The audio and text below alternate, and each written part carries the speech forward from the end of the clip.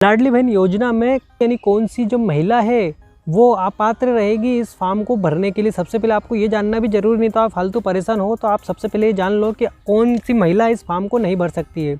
तो मैं आपको बता देता हूँ कि जिस महिला का ठीक है, जिस महिला के सम्मिलित रूप से स्वघोषित वार्षिक आय, मतलब जो परिवार की सम्मिलित रूप से मतलब सारे परिवार, मतलब आपके घर में आप हो, आपके आदमी है, आपकी लड़की है, आपका लड़का जो भी है, आपकी सबकी मिलाकर अगर टोटल आय 2.5 लाख रुपए से अधिक है तो आप इस फॉर्म को नहीं भर सकते हो। ठीक है, आपको इस बात का ध्यान रखना है।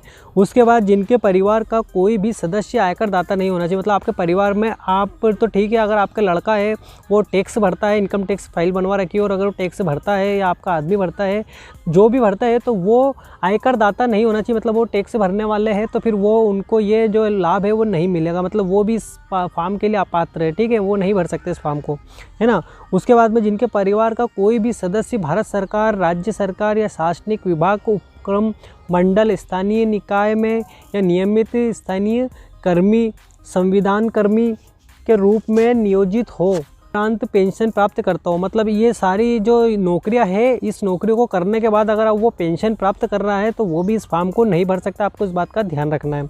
उसके बाद जो स्वयं भारत सरकार या राज्य सरकार की किसी भी योजना के अंतर्गत प्रति महीने में, मतलब हर महीने में 1000 रुपये से अधिक की राशि प्राप्त कर रहा हो, वो भी इस फॉर्म को नहीं भर सकता है। मतलब आपने भारत सरकार या राज्य सरकार के द्वारा कोई भी योजना ऐसी थी जो आपने कंप्लीट कर चुके हो, या आपकी कोई नौकरी, आप रिटायर हो चुके हो और आप क्या कर रहे हो, आपके 1000 रुपये आपके पेंशन के आते हैं जो कि आपके अकाउंट में, तो अगर 1000 रुपये से ज़्यादा, मतलब 1000 या उससे ज़्यादा आपके अकाउंट में आते हैं तो आप भी इस फॉर्म को नहीं भर सकते हो। आपको इस बात का ध्यान रखना है। ठीक है, आप इस फॉर्म के लिए अपात्र हो, आपका जो फॉर्म है वो कैंसिल हो जाएगा। अब जिनके परिवार का कोई भी सदस्य वर्तमान या अथवा भूतपूर्व सांसद विधायक हो, मतलब अगर आपके परिवार में आपके परिवार की बात हो रही है, अगर आपके परिवार में आपका पति हो, आपका लड़का हो, आपकी बेटी हो, जो भी हो, वो ना तो कोई विधायक बने हुए हो या पूर्व कोई सांसद हुए हुए हो, तो फिर वो भी इस फॉर्म, मतलब अगर वो बने हुए हैं तो आप इस फॉर्म को नहीं भर सकते हो। ठीक है, अगर आपके परिवार में आपके लड़का हो, आपके हस्बैंड हो, अगर वो सांसद बने हुए हैं पहले या फिर कोई विधायक बने हुए हैं पहले, है ना, तो फिर वो भी ये फॉर्म को नहीं भर सकते।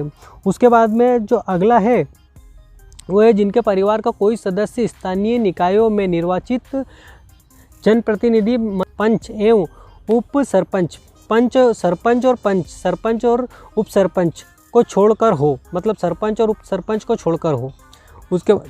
उसके बाद जिसके परिवार के सदस्यों के पास संयुक्त रूप से कुल 5 एकड़ से अधिक कृषि भूमि हो, मतलब अगर आपके परिवार में 5 एकड़ से अधिक की भूमि है तो आप भी इस फॉर्म को नहीं भर सकते। उसके बाद जिसके परिवार के सदस्यों के नाम से पंजीकृत 4 पहिया वाहन, जिसके अंदर ट्रैक्टर भी शामिल होता है, ठीक है, 4 पहिया वाहन में, तो वो भी इस फॉर्म को नहीं भर सकती। वो महिला भी जिनके घर में ट्रैक्टर है और वो इस फॉर्म को अप्लाई करना चाहते हैं तो वो भी नहीं कर सकते हैं। ठीक है, तो आपको इस बात का ध्यान रखना है। ये मैंने आपको बता दिया है कि ये क्या क्या चीज़ें हैं। अगर इन चीज़ों से मतलब आपको ये सब चीज़ें हैं तो आप इस फॉर्म के लिए अपात्र हो। आपको सबसे पहले फॉर्म भरने के पहले ये देख लेना है, नहीं तो आप फालतू अपना समय ख़राब करोगे। अगर आपको इन्फॉर्मेशन अच्छी लगी तो इस वीडियो को लाइक और सब्सक्राइब करना ना भूलना। कमेंट्स में आपके जो भी सवाल जवाब है करना। Thank you for watching.